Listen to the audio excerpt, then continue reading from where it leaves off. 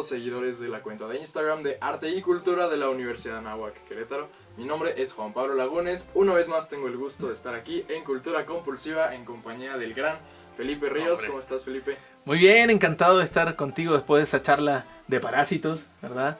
Que estuvo muy buena. Hubo también una serie de intercambios allí, ¿no? en la cuenta o en las distintas plataformas, y eso siempre es estimulante. De hecho, de entrada podríamos decir que no solamente pongan deditos arriba, ¿no? O fueguitos, ¿verdad? No, pónganos sus comentarios también. Incluso si quieren que les mandemos saludos, ¿verdad?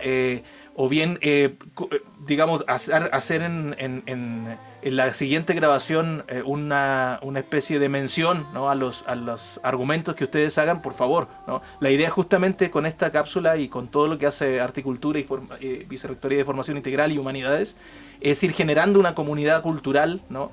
Que salga también de la Anáhuac. Digo, nosotros nos conocemos, siempre hemos estado platicando en clases, en los pasillos, pero la idea es justamente crear esta comunidad, ¿no? cultural. Pero bueno, vamos ahorita a la película que nos convoca. Completamente de acuerdo. En esta ocasión es la película Güeros de 2014, escrita y dirigida por Alonso Ruiz Palacios. Y como siempre, ya sabemos que me gusta iniciar preguntándote, Felipe, ¿qué vemos en Güeros? ¿Qué vemos? Mexicana.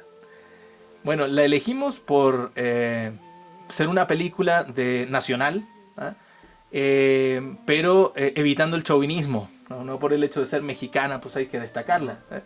De hecho es de las películas que tendría que debería haber tenido mucha más difusión, ¿no? Estuvo en un momento en cartelera, digamos, desde mi punto de vista relativamente poco, estuvo en Netflix relativamente poco, ¿verdad? Y ahora solamente es recuperable por sitios de internet, digamos, más profundos, ¿no? Y Güeros es una película que 4 años antes, de hecho, de Roma, ya utilizó el formato, ¿no? del blanco y negro para generar una textura mucho más poética, ¿no? Una textura mucho más evocadora, sugerente, de la historia de un chico preadolescente, digámoslo así, debe tener unos 12 años, que se llama Tomás, y que su mamá, debido a las travesuras que hace, ya no lo aguanta, ya no sabe qué hacer con él, y lo manda de Veracruz a la Ciudad de México a vivir con su hermano, ¿no? Su hermano se llama Federico, que está interpretado por este actor extraordinario, ¿no? Que a mí me parece de una capacidad dramática sobresaliente, que se llama Tenoch Huerta. Digo, se ha caído, por ejemplo, Narcos, ¿no? Ha hecho cuestiones que ni al caso, ¿no? Pero en realidad el resto de sus interpretaciones han sido soberbias. Y este Tomás, este chico, cae en el departamento en donde su hermano Federico tiene un roomie que se llama Santos, ¿verdad? Y está la Ciudad de México completamente más caótica de lo que siempre es, debido a la toma universitaria que tuvo lugar el 99 y el 2000 de la UNAM, ¿no? De la máxima casa de estudios de México. Y donde las tensiones sociales empezaron a efervecer. Recordemos que no es solamente un momento histórico concreto para la UNAM, para la demanda de derechos, ¿no? Legítimos de la UNAM, sino también hay un cambio entre lo que había sido el gobierno de Zedillo al final, ¿no? Y la esperanza del nuevo gobierno, del recambio, ¿no? Del gobierno de Vicente Fox. Entonces este chico de alguna forma tiene una especie de crecimiento, de ganar experiencia, y que me recuerda mucho el personaje de los 400 golpes, ¿no? De Antoine Dunel, el personaje de François Truffaut. Creo que es evidente también el influjo ahí, ¿no? El modo en el cual la vida te va dando estos 400 golpes para ir creciendo, ¿no? Hay toda una búsqueda también, que de hecho la vamos a comentar posteriormente, de un referente del rock mexicano, y que finalmente, digamos, no hay que escarbar demasiado para interpretar que es la búsqueda del padre para ellos, ¿no? Es decir, el papá no está la mamá sola en Veracruz, y ellos dos, los hermanos, van en búsqueda de en medio de todo este caos social, van en búsqueda de este referente del rock mexicano, que es Epigmenio Blues. Más o menos eso sería Güeros, para no spoilearla tanto, ¿no? Muy cierto. Esta es una película que también cosechó muchos éxitos en los premios Ariel, Sí. que bueno, se les llama incorrectamente el Oscar mexicano, ya que la da la Academia Mexicana de Artes Cinematográficas, pero me gustaría profundizar un poquito en este aspecto de las huelgas que vemos y por qué crees, Felipe, que Alonso Ruiz Palacios, el escritor y director de la película, quiera adentrarse en este tema. Claro que en conjunto con la amistad, con la hermandad, con otros aspectos que igual vamos a mencionar más adelante, pero ¿por qué tomar como trama central la huelga? Digamos que el contexto, ¿no? La coyuntura de la huelga actúa como background, actúa como una escenografía, ¿no? De hecho, los personajes están paralizados, están detenidos en su departamento porque están, yo le digo, están en huelga de la huelga, ¿no? Es decir, no están apoyando el movimiento estudiantil, sí. No están yendo allá, digamos, a hacer fuerza política, pero a su modo, ¿no? Están llevando la huelga como les parece, ¿no? Entonces ese es como el background en un inicio, ¿verdad? De hecho, la película empieza en el sur, ¿no? de la sí. Ciudad de México, y esta es una cuestión también que me parece muy notable, como a partir de los distintos escenarios y del tránsito que hace un coche medio desbaratado, ¿verdad? Logran cubrir determinadas zonas de, ya sabes, de una galaxia completa que se llama la Ciudad de México, ¿verdad? O sea, es la ciudad más grande del mundo, pero además cómo tiene estos microcosmos, ¿no? Dentro de su propia ciudad. Y luego, claro, cuando van al encuentro de la que ha sido, digamos, ha tenido una relación anteriormente Federico con Ana, ¿no? Que de hecho es Ilse Salas, que es la pareja de Ruiz Palacios, ya se adentran en Ciudad Universitaria. De hecho hay un momento en Ciudad Universitaria que es un momento de consecuencia bastante largo, ¿no? Entonces, es parte de la imaginería en México también, el hecho de que hasta que no se levanten los estudiantes, entonces no se van a producir los cambios significativos, verdaderos, y tampoco la verdadera oposición, ¿no? a reformas o a medidas que los gobiernos de todo pelaje, ¿no? hacen en este país. De hecho estamos, creo, a punto del levantamiento de otra, ¿no?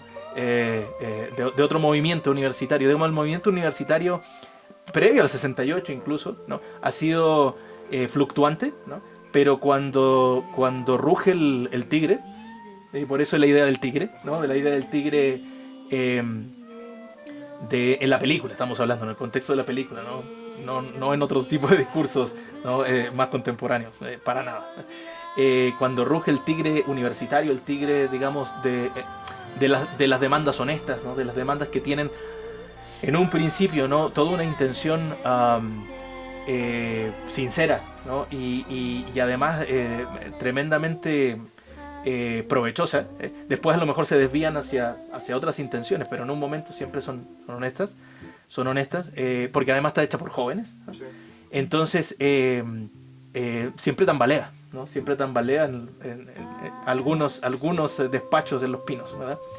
Entonces creo que el contexto es ese, además de la transformación dramática que está sufriendo el personaje Tomás, ¿no? El chico, llega a un contexto en donde se está viviendo una transformación dramática de la ciudad también, ¿no? Hay carreteras tomadas, ¿no? Hay zonas en las que no se puede avanzar, hay un momento en el que también la relación entre Federico y Ana pues está en crisis, ¿no? Pero luego se recupera y luego después se abandona otra vez y se recupera.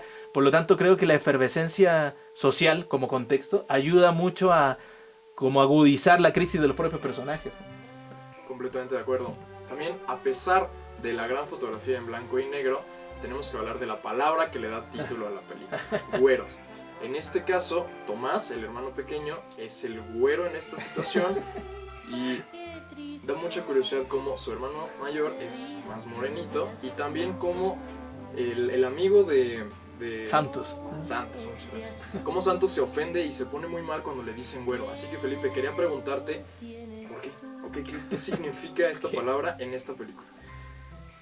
Hay diversas, o sea, podemos encontrar como diversas interpretaciones, pero siempre cuando empieza, digamos, a recogerse la marea social y vuelve con más fuerza, hay un reclamo desde el punto de vista de clase y desde el punto de vista digamos, racial también, ¿no? Es decir, el sistema de castas implantado desde la época de la colonia ha permanecido mucho más en países como Perú, por ejemplo, y México, ¿no?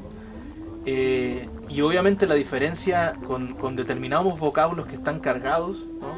Semánticamente con características agresivas o discriminatorias, ¿no? De arriba hacia abajo, de abajo hacia arriba, eso da igual. Marca también las zonas de la ciudad y marca también incluso el acceso de los personajes. Hay una fiesta, ¿no? Por ejemplo, de hecho, tú tenías era de tus partes favoritas que querías aludir, ¿no? La fiesta, porque hacen toda una especie de metacine, sí, y una crítica al cine mexicano de estos cineastas medio hipsters, ¿no? Estos cineastas que habían invitado a este grupo a una van premier y después hicieron como un cóctel, ¿no? Una recepción, ¿no? Y ahí cobra todavía más rigor, ¿no? La palabra güeros, así como hay un debate acerca de la palabra naco, por ejemplo, en Ciudad Universitaria, ¿no? Y entonces hay una frase que a mí me impacta mucho, me impactó cuando yo era estudiante, ¿no? Y que era esta, es de Valentín Voloshinov, que fue un teórico ruso que decía: el primer lugar en donde se da la lucha de clases es en el lenguaje. Es decir, el modo en el cual tú utilizas palabras justamente como güero, como naco, habla, proyecta, ¿no? Desde qué clases estás hablando. Finalmente, el punto de vista de clase es innegable. Hayas leído tú a Marx o no, o estés defendiendo una causa u otra, digamos, ¿no? Es innegable, a través del lenguaje se proyecta. Y entonces esta idea del güero actúa, digamos, como para hacer diferenciación social, ¿no? En un grupo, y por eso Santos creo que reacciona de una forma tan virulenta, ¿no? En un grupo en donde da igual el color de piel que tengas, ¿no? Se reconoce casi como anecdótico, ¿no? Él le dice que tú eres hermano de un personaje que le dicen la sombra. O sea, así de moreno es, ¿no? Es la sombra, pero tú eres hermano de la sombra, pero si tú no eres como él, ¿no? Y al final se da cuenta el propio Santos y Ana, ¿no? Que son iguales, ¿no? Son, digamos, independiente del color de piel, están hermanados, digamos, están unidos bajo una misma causa, que es la carencia del padre, ¿no? De la figura del padre. Lo cual nos lleva a la siguiente pregunta que mencionabas un poquito antes. En una de las primeras escenas de la película, Tomás le enseña a Sombra, a Fede, el cassette que tiene, sí, de su papá, en donde el artista es Epigmenio Cruz. Fede se impresiona mucho de que a Tomás aún le guste escuchar esta música, y bueno, una de las subtramas de la película es la búsqueda de esta persona, Epigmenio Cruz. ¿Cómo evalúas tú esto, Felipe? ¿Qué significa que este par de muchachos necesiten encontrar a Epigmenio Cruz?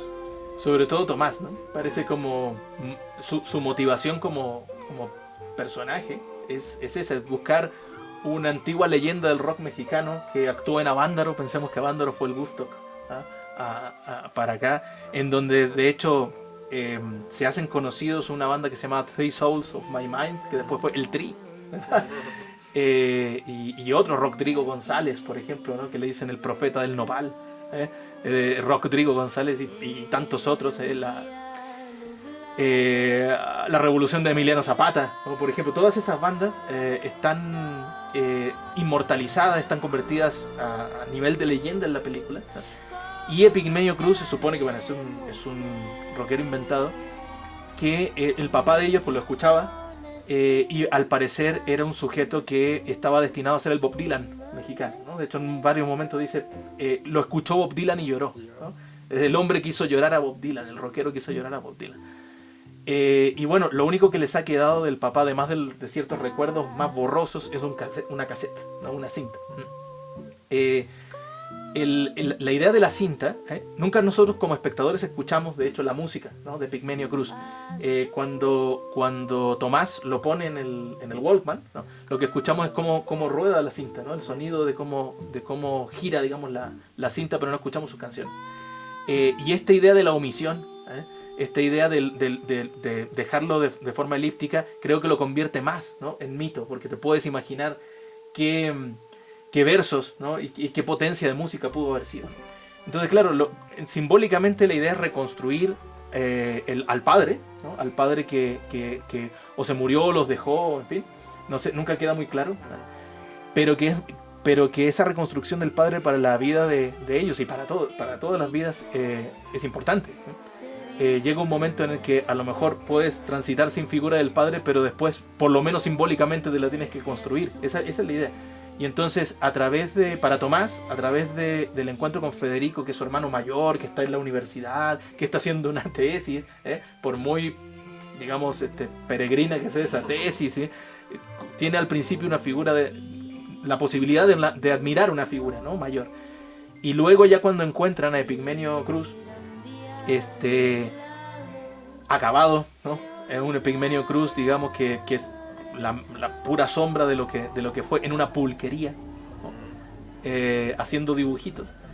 Y le piden que autografíe, ¿no?, el cassette, y Epigmenio se los tira, ¿no? Entonces también hay todo un rápido crecimiento de este chico, ¿no? Es decir, por un lado buscar la figura del padre, enaltecerla, construirla, pero por otro lado, al darse cuenta de que el padre y Epigmenio Cruz, ambos, y el hermano, son seres humanos, ¿no?, con filias y fobias, con vicios y virtudes, creo que llega el momento de la liberación y de la madurez, ¿no?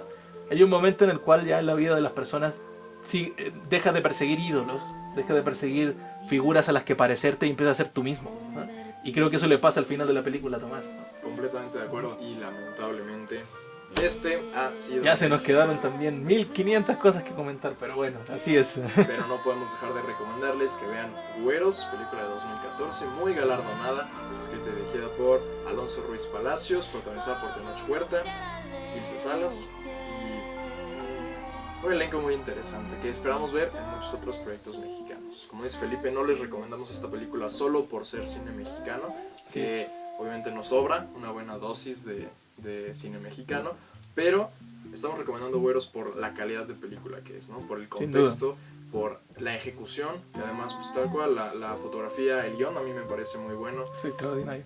Es una película muy rescatable que, repito, no podemos dejar de recomendar aquí en Cultura Compulsiva. Felipe, muchas gracias por estar aquí de nuevo y nos vemos en una siguiente edición de Cultura Compulsiva. Mi nombre es Juan Pablo Lagunes y que estén muy bien. Adiós, nos vemos en la siguiente Cultura Compulsiva.